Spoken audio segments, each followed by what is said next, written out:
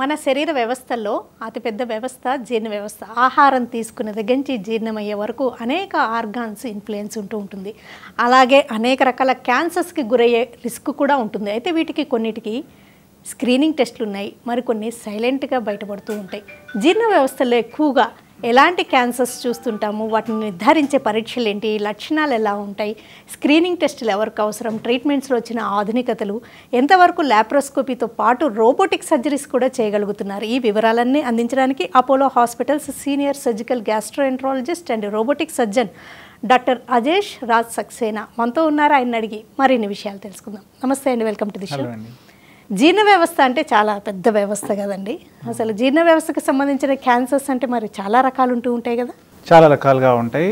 ఆలోచిస్తే మనకు gastro intestinal system అంటే మనకు ఈసోఫెగస్ నుండి స్టార్ట్ అవుతుంది. అంటే మనం ఫుడ్ ఒక్కసారి చూ చేశాక మింగినప్పుడు మన అన్నవాహిక ఈసోఫెగస్ ఆ ఫుడ్ మరి మన జీర్ణ సంచిలోకి వెళ్తుంది, దట్ ఈస్ స్టమక్.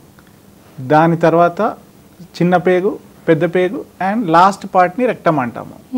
సో ఇదంతా డైజెస్టివ్ ట్రాక్టే మన దీన్ని మనం దీంట్లో ఏమైనా క్యాన్సర్స్ వచ్చాయంటే గ్యాస్ట్రో ఇంటెస్టైనల్ క్యాన్సర్స్ అంటాము. ఈసోఫేజియల్ క్యాన్సర్స్ అంటే మింగడానికి కష్టంగా ఉండడం ఇలా ఉంటుందంటారా? అబ్సల్యూట్లీ. ఈసోఫెగస్ అంటే మన అన్నవాహిక. మనము ఫుడ్ తిన్నప్పుడు మింగినప్పుడు గొంతు నుంచి కడుపుకు తీసుకెళ్ళిన దారి అది బేసికలీ. సో దాంట్లో ఎప్పుడైనా ఏమైనా గడ్డలా తయారైందంటే దారి బ్లాక్ చేస్తుంది. ఫుడ్ ఫస్ట్ కంప్లైంట్ జనాలకి ఏముంటుందంటే, డాక్టర్ గారు అన్నం మింగడానికి ఇబ్బందిగా ఉంది, అన్నం మింగినప్పుడు నాకు ఏదో పట్టుకున్నట్టు ఫీలింగ్ ఉంది, ఇంకా స్లోలీ ఆ గడ్డ ఎలా పెరుగుతూ ఉంటుంది, లిక్విడ్స్ కూడా మింగడానికి ఇబ్బంది అవుతుంది, అండ్ ఎలా దారి పూర్తిగా బ్లాక్ అవుతూ వెళ్తుంది, మనకు ఈవెన్ ఉమ్ము మింగడానికి కూడా ఇబ్బందిగా ఉంటుంది. సో మోస్ట్ కామన్ కంప్లైంట్ అంటే డిస్ఫేజియా అంటారు. అంటే ఫుడ్ మింగడానికి ఇబ్బంది, దానికి డిస్ఫేజియా అంటాము. దీంతో పాటు వేరియస్ అదర్ కంప్లైంట్స్ ఉంటాయి. అంటే తిన్న ఫుడ్ అలానే బయటికి వామిటింగ్ లాగా వచ్చేయడం, కారణం లేకుండా బరువు తగ్గుతూ వస్తారు, weight loss, unexplained weight loss. అంటే మన బాడీ వెయిట్లో ఆల్మోస్ట్ 10% బాడీ వెయిట్ తగ్గారనుకోండి లాస్ట్ 6 monthsలో, ఏమి కారణం లేకుండా, that is a significant weight loss. అలా ఉన్నప్పుడు మనము ఇవాల్యుయేట్ చేసుకోవాలి.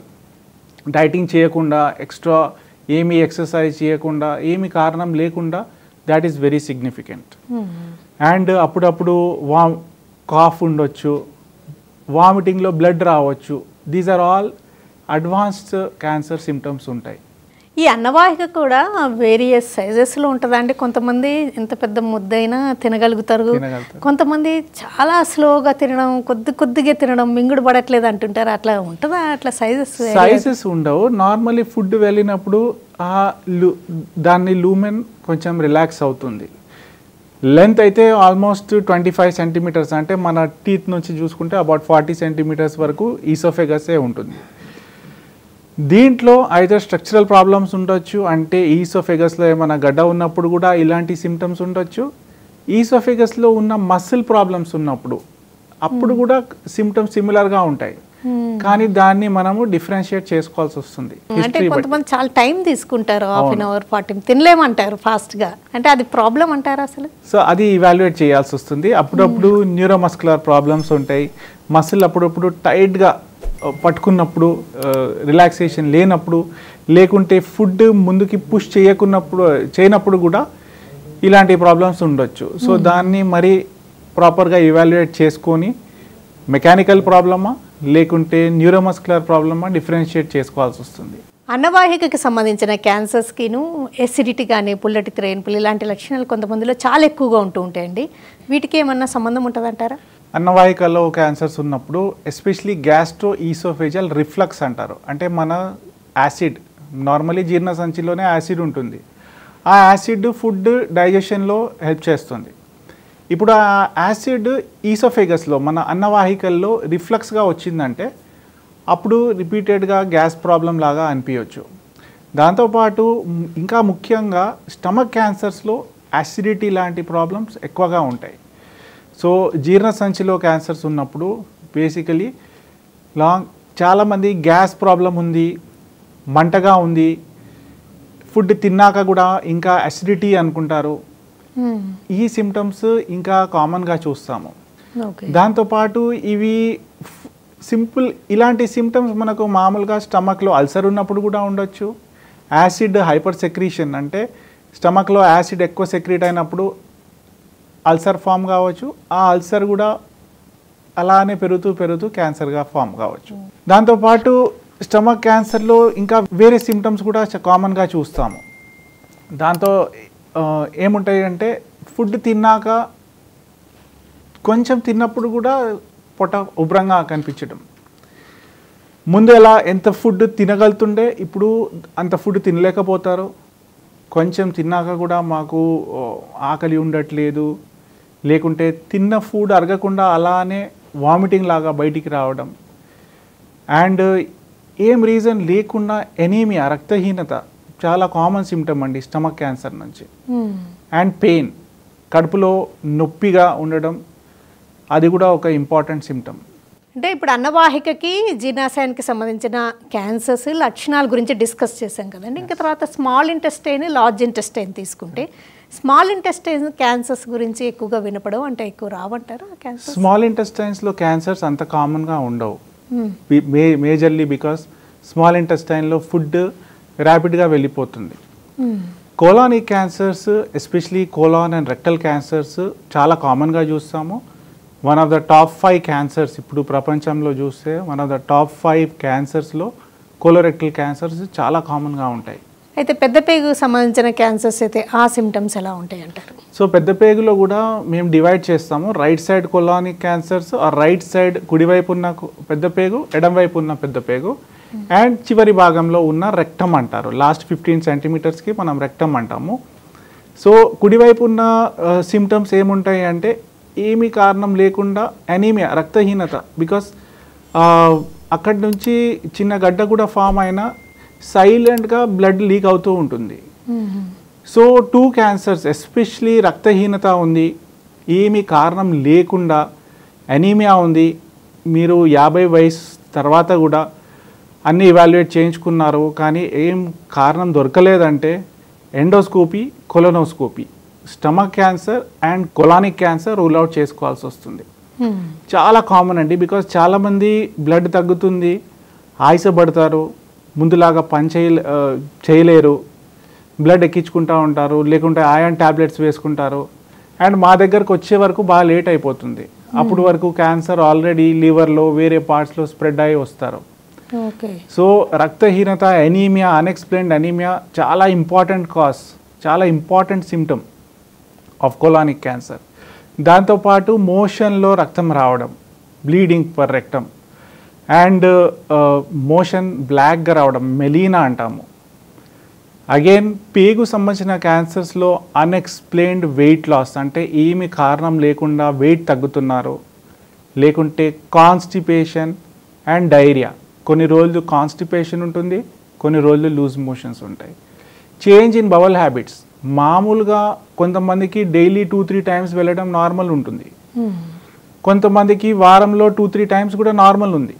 కానీ ఆ నార్మల్సీలో ఏమైనా చేంజ్ ఉన్నప్పుడు మనం నెగ్లెక్ట్ చేయకూడదు. So any change in bowel habits కూడా ఇవాల్యుయేట్ చేసుకోవాల్సి వస్తుంది. దాంతోపాటు మోర్ ఇంపార్టెంట్లీ లాస్ట్ పార్ట్ని మనం రెక్టమ్ అంటాము, లాస్ట్ 15 to 18 సెంటీమీటర్స్. అక్కడ ఏమైనా ఉన్నప్పుడు మోషన్ పాస్ చేసినప్పుడు బ్లడ్ రావడం, మోషన్ పాస్ చేసినప్పుడు నొప్పిగా ఉండటం, మోషన్ పాస్ చేశాక కూడా ఇంకా మోషన్ పూర్తిగా క్లియర్ కాలేదు అని ఫీలింగ్ ఆఫ్ ఇన్కంప్లీట్ ఇవాక్యుయేషన్, మోషన్తో పాటు బంకలాగా లేకుంటే జిగుడులాగా పడడం, ఇవన్నీ వెరీ కామన్ సిమ్టమ్స్. అండ్ దీన్ని చాలామంది అర్స్మోలల్ అనుకుంటారు, పైల్స్, ఫిషర్స్, ఫిస్టులా అనుకొని లోకల్గా చూపించుకుంటూ ఉంటారు, లేకుంటే సెల్ఫ్ మెడికేషన్ తీసుకుంటారు.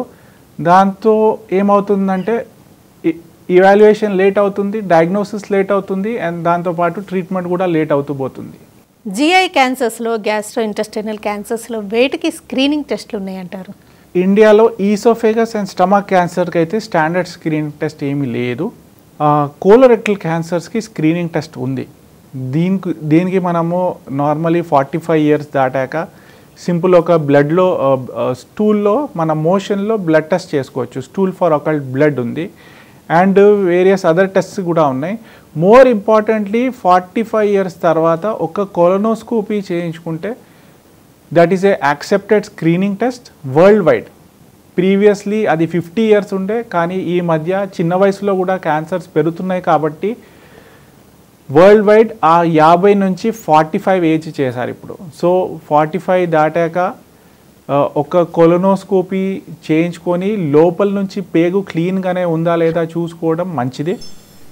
అండ్ ఎవరికైనా ఫ్యామిలీ హిస్టరీ ఉంది, especially immediate relatives, mother, sister, father, ఎవరికైనా కొలోరెక్టల్ క్యాన్సర్స్ ఉన్నప్పుడు వాళ్ళ క్యాన్సర్ వచ్చి ఒక 10 సంవత్సరాల ముందే స్క్రీనింగ్ చేయించుకోవడం బెటర్. ఈ పాలిప్స్ కూడా రకరకాలుగా ఉంటాయి కదండి, సాఫ్ట్గా రౌండ్గా ఉండడం. సో పాలిప్స్ అంటే బేసికలీ పురుపులాగా ఏదైనా గ్రోత్స్ మన పేగులో. సో ఆ గ్రోత్స్ ఉన్నప్పుడు దీన్ని రకరకాలుగా ఉంటాయి. దాంట్లో ఎడినోమాటస్ పాలిప్స్లో ఆ పాలిప్ మామూలుగా చిన్న పురుపులాగా ఉంటుంది. ఆ పాలిప్ స్టేజ్లోనే మనం దాన్ని పట్టుకున్నామంటే ఎలా ఉంటుంది, కొంచెం అనీవెన్గా ఉంటుంది అంటారా? జస్ట్ ఇలా గ్రోత్ లాగా ఉంటుంది. ఆ పాలిప్ స్టేజ్లోనే మనము కొలనోస్కోపీలో ఆ పాలిప్ పట్టుకున్నామంటే కొలనోస్కోపీ ద్వారానే కట్ చేసి తీసేయచ్చు. ఆ పాలిప్ని మనం అలానే వదిలేసామంటే ఒక 5 సంవత్సరాలు 10 సంవత్సరాల్లో ఆ పాలిప్ స్లోలీ సైజ్లో పెరుగుతుంది, డెప్త్లో కూడా డీప్గా వెళ్తూ ఉంటుంది. సో అండ్ దాంట్లో మ్యూటేషన్స్ వచ్చి అది క్యాన్సర్లో చేంజ్ అవుతుంది. సో ఆ పాలిప్ స్టేజ్లోనే మనము పాలిప్ని తీసేసామంటే ఒక క్యాన్సర్ అవాయిడ్ చేసినట్టు. అంటే ఈ కోలోన్ కానీ కోలోరెక్టల్ క్యాన్సర్స్కి ఈ కొలనోస్కోపీ ఎంత ఇంపార్టెంట్, మరి ఎండోస్కోపీ తోటి కూడా మరి అప్పర్ జిఐది నిర్ధారించలేరా క్యాన్సర్స్? నిర్ధారించవచ్చు. చూడండి, జపాన్ లాంటి దేశంలో గ్యాస్ట్రిక్ క్యాన్సర్ స్క్రీనింగ్ ఉంది. అంటే వాళ్ళు రెగ్యులర్గా, ఇండియాలో మేము 3/4 to almost 70-80% cases are I can say more than 90% cases మేము ఇండియాలో అడ్వాన్స్డ్ అంటే స్టేజ్ 2, స్టేజ్ 3 క్యాన్సర్ చూస్తాము. జపాన్ లాంటి దేశంలో స్క్రీనింగ్ టెస్ట్ ఉంది, వాళ్ళు రెగ్యులర్గా ఎండోస్కోపీ చేయించుకుంటారు. అలాంటి కంట్రీలో వాళ్ళు మెజారిటీ చూస్తున్న క్యాన్సర్స్ అన్ని స్టేజ్ 1 క్యాన్సర్స్. అండ్ స్టేజ్ 1లో స్టమక్ క్యాన్సర్ని మనం పట్టుకున్నామంటే ఎండోస్కోపీ ద్వారానే తీయొచ్చు. And second thing, less extensive surgeries కూడా అంత రాడికల్ సర్జరీస్ చేయాల్సిన అవసరం ఉండదు. తొలి దశలో గుర్తించి ట్రీట్మెంట్ చేశారనుకోండి, ఏదో ఇలాగ జనరల్ చెకప్స్లో ఇలా వాళ్ళు ప్రొఫిలాక్టిక్ చేయించుకున్నప్పుడు అప్పుడు ఇంకా వాళ్ళు కంప్లీట్గా క్యూర్ అవుతుంది అంటారా? ప్రొఫైలాక్టిక్ కూడా కనుక్కున్నప్పుడు ఎర్లీ స్టేజ్లో, ఇప్పుడు cancer cure is direct proportional to the stage. First స్టేజ్లో కనుక్కున్నామంటే బై రూల్ ఆఫ్ థమ్ ఏదైనా క్యాన్సర్ ఫస్ట్ స్టేజ్లో కనుక్కున్నామంటే 90 to 95% క్యూర్ ఉంది. అదే స్టేజ్ ఎలా పెరుగుతుంది, అదే ఒక క్యాన్సర్ ఒక పార్ట్లో స్టార్ట్ అయ్యి వేరే భాగానికి స్ప్రెడ్ అయిందంటే ఆ క్యూర్ 90% నుంచి డైరెక్ట్గా 10 to 20%కి వచ్చేస్తుంది.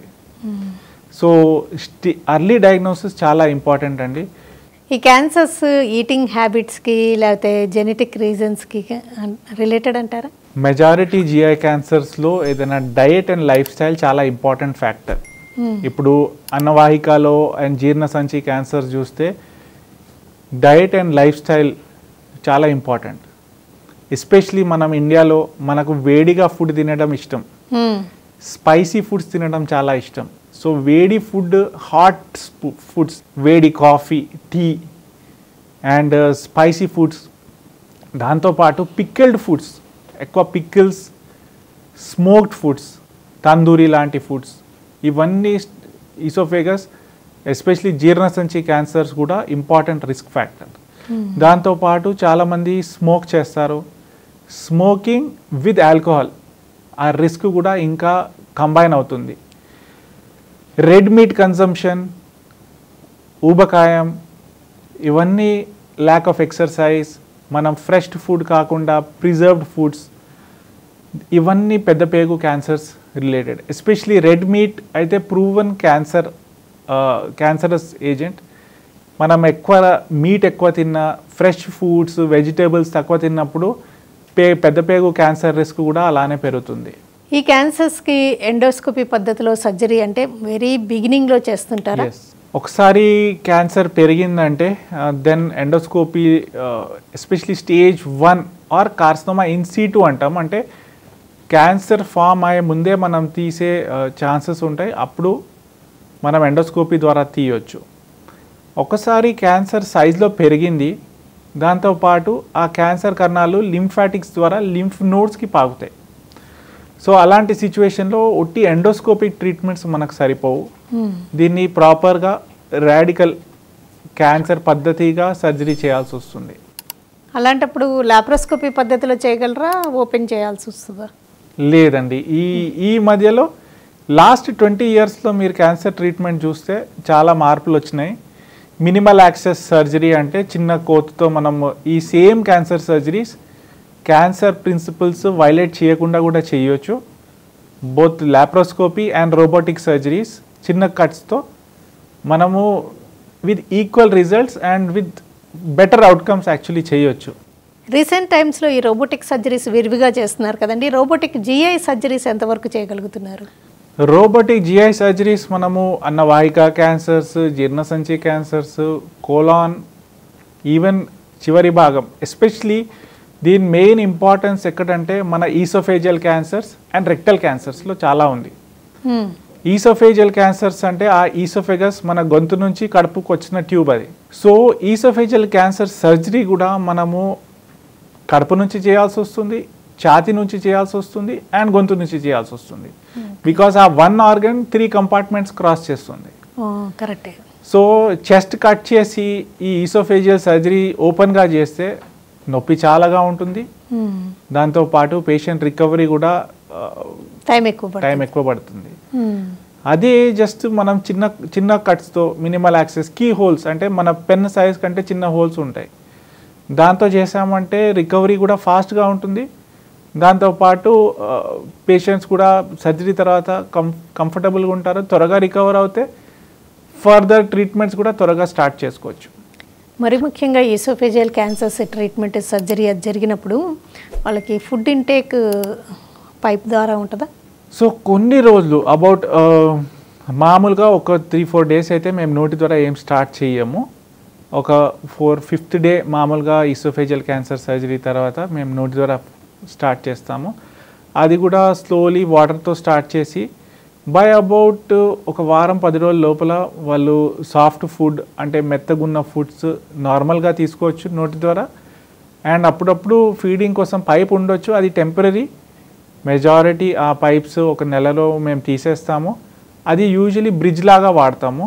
సో ఆ జాయింట్ ఎక్కడ ఉంటుంది ఈసోఫేగస్ తీసేశాక మనం ఫుడ్ వెళ్ళడానికి మరి ఆ కంటిన్యూటీ రిస్టోర్ చేయాల్సి వస్తుంది.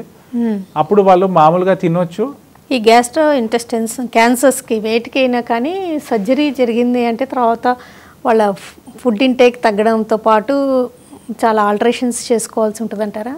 కొంచెం డైటరీ ఆల్టరేషన్స్ చేసుకోవాల్సి వస్తుంది. అంటే ఫుడ్ తక్కువ తినడం, క్వాంటిటీ తగ్గించుకొని ఎక్కువ సార్లు తీసుకోవడం, ఈ spicy food, fried foods, meet ఇవన్నీ మామూలుగా తగ్గించుకోవాలి. దాంతోపాటు వైటమిన్ సప్లిమెంటేషన్, ఈ ఎప్పుడు ఎలాంటి పార్ట్ తీసాం, ఇక్కడ ఏ సిమ్టమ్స్ ఉన్నాయి అవి స్టెప్ బై స్టెప్ మేము గైడ్ చేస్తూ ఉంటాము. So that they can go back and lead a నార్మల్గా లైఫ్ మళ్ళీ లీడ్ చేయొచ్చు. ఈ రెక్టల్ క్యాన్సర్స్ తర్వాత వాళ్ళ లైఫ్ ఎలా ఉంటుంది అంటారు? రెక్టమ్ అంటే లాస్ట్లో ఉన్న పార్ట్ని రెక్టమ్ అంటాము. సో అక్కడ అగైన్ మేము డివైడ్ చేస్తే upper rectum, middle rectum, lower rectum. Last 4-5 సెంటీమీటర్స్ని ఒక 5 సెంటీమీటర్స్ లోవర్ రెక్టమ్ ఉంటుంది. అండ్ లొకేషన్ బట్టి దాని ట్రీట్మెంట్స్ ఉంటాయి. మెజారిటీ అగైన్ మేము ట్యూమర్ని కట్ చేశాక మళ్ళీ మోషన్ నార్మల్గా వెళ్ళేటట్టు పేగు జాయిన్ చేస్తాము. And they can again lead a normal life. కొన్ని చేంజెస్ ఉంటాయి. ఇప్పుడు దేవుడు ఎలా మన బాడీని క్రియేట్ చేసింది సేమ్ అయితే మనం రెప్లికేట్ చేయలేము, కానీ కొన్ని చేంజెస్ ఉంటాయి. కానీ మోర్ ఆర్ లెస్ అందరూ నార్మల్సీ వెళ్ళిపోతారు. యూజువల్గా ఈ జీర్ణ వ్యవస్థకు సంబంధించిన ఇలాంటి క్యాన్సర్స్ అన్నీ వయసుతోటే రిలేటెడ్గా ఉంటాయా, చిన్న వయసు వాళ్ళలో కూడా చూస్తున్నారా? చూడండి, most important risk factor for cancer is age. So మామూలుగా average age of cancer is around 60s, mid-60s. అంటే దాని అర్థం ఏంటి, ఒక 100 క్యాన్సర్స్లో more than 50% of cancers 60s తర్వాత వస్తాయి. అండ్ పుట్టినప్పటి నుంచి 60s వరకు రిమైనింగ్ 50% క్యాన్సర్స్ ఉంటాయి. కానీ ఇట్ డజంట్ మీన్ దట్ చిన్న వయసులో క్యాన్సర్స్ రావు. ఈ మధ్య ఈ సేమ్ పెద్ద పేగులో కొలానిక్, స్టమక్ క్యాన్సర్స్ చాలామంది 20s, 30s, 40sలో కూడా వస్తున్నారు. అండ్ నంబర్ పెరుగుతూ పోతుంది. అన్ఫార్చునేట్లీ ఆ నంబర్స్ కూడా ఈ కాలంలో పెరుగుతూ పోతున్నాయి.